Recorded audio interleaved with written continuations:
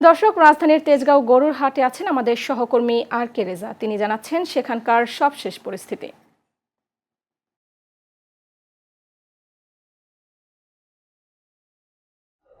সুমি, যেমনটি বলছিলেন, এই মুহূর্তে রয়েছি তেজগাঁয়ের একটি অস্থায়ী পশুর হাটে। সকাল থেকে এই পশুর হাটে আমরা দর্শনার্থীর সংখ্যা বেশি দেখছি, কিন্তু ক্রেতা সমাগম খুব কম। যারা দেখতে আসছেন তারা বলছেন যে তারা গরু কেনার আগে একটু যাচাই বাছাই করার জন্য আসছে। অন্যদিকে যারা খামারিরা রয়েছে, যারা দূর দূরান্ত থেকে গরু নিয়ে আসছেন, তারা বলছেন এখন পর্যন্ত তারা গরু বিক্রির কোনো খবর দেখছেন না। তারা এই বিষয়ে খুব উদ্বেগ উৎকণ্ঠা রয়েছেন। আমি যদি একটু আমার সহকর্মীর মাধ্যমে দেখানোর চেষ্টা করি, তেজগাঁর যে অস্থায়ী পশুর হাটটি রয়েছে, এখানে কিন্তু পর্যাপ্ত গরু রয়েছে, কিন্তু দর্শনার্থী একেবারে কম থাকলেও মাঝে মাঝে দর্শনার্থীরা ভিড় জমান গরু দেখার জন্য। তারা বলছেন যে তারা গরু কিনতে আসেননি, তারা গরু দাম যাচাই বাছাই করতে আসছেন। যদি তারা গরু তাদের বাজেট অনুযায়ী পান, তাহলে তারা গরু কিনবেন। এছাড়া খামারিরা যারা রয়েছেন তারা বলছেন যে এখানের ব্যবস্থাপনা তাদের ব্যবস্থাপনা নিয়ে তারা সন্তুষ্ট প্রকাশ করেছেন। তারা বলছেন যে উদ্বেগ উৎকণ্ঠা তাদের বাড়ছে, যেহেতু 7 দিন আগে থেকেই তারা এখানে গরু নিয়ে আসছেন।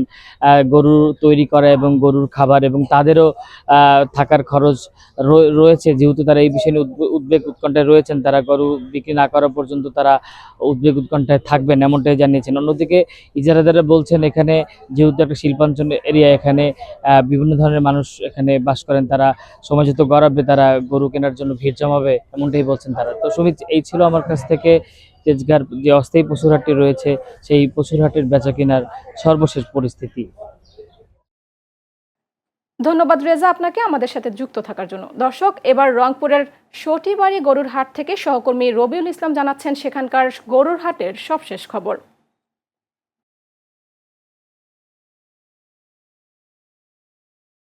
জি সুমি, আপনাকে ধন্যবাদ জানাচ্ছি। আমি এই মুহূর্তে দাঁড়িয়ে আছি রংপুরে মিঠাপুকুর উপজেলা একটা ঐতিহ্যবাহী সটিবাড়ি হাটে। সেই হাটের যদি আজকে কিন্তু গরুর হাট প্রায় আর একটি মাত্র আর হাট হবে না। এই হাটই কিন্তু আজকে শেষ হাট।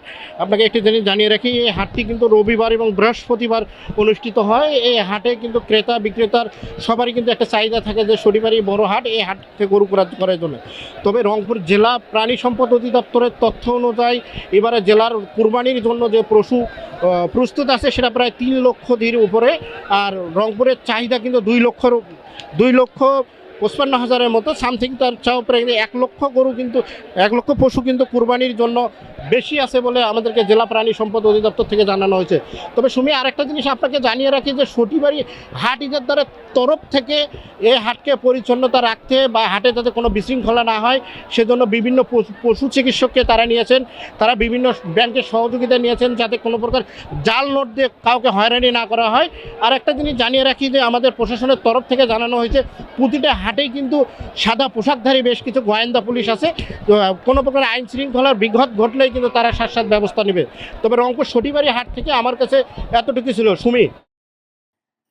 ধন্যবাদ রবিউল আপনাকে।